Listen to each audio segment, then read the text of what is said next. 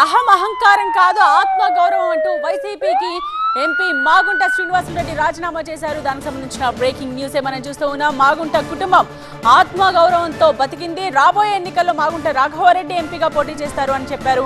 మాగుంట శ్రీనివాసరెడ్డి మాది ఆత్మగౌరవం అహంకారం కాదు అంటూ స్పష్టం చేశారు. అనివార్య కారణాలతో వైసీపీని వీడుతున్నామన్నారు. ఇన్నాళ్లు సహకరించిన వైసీపీ ప్రజాప్రతినిధులకు ఆయన ఈ సందర్భంగా కృతజ్ఞతలు తెలిపారు. ఆత్మగౌరవం అనేది మామూలుగా మనం ఎప్పుడు కూడా ఆలోచిస్తూనే వస్తున్నాం. ఈరోజు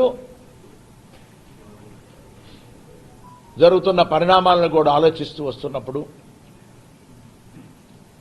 చాలా బాధాకరమైన విషయం ఇది.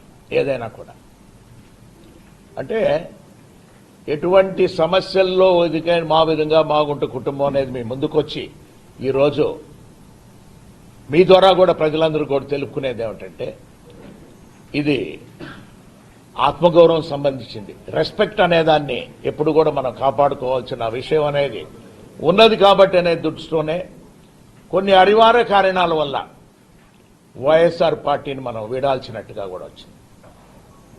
అందుకే ఈరోజు అందరినీ కూడా సమావేశపరిచి మనం మీ అందరికీ కూడా ఒక విధంగా ఏంటంటే ఈ 5 సంవత్సరాల కాలంలో ముఖ్యమంత్రి గారు జగన్మోహన్ రెడ్డి గారు కూడా వారు కూడా సహాయ సహకారాలు కూడా మాగుంట కుటుంబంకి అందింది. వారికి కూడా ధన్యవాదాలు తెలుపుతున్నాం.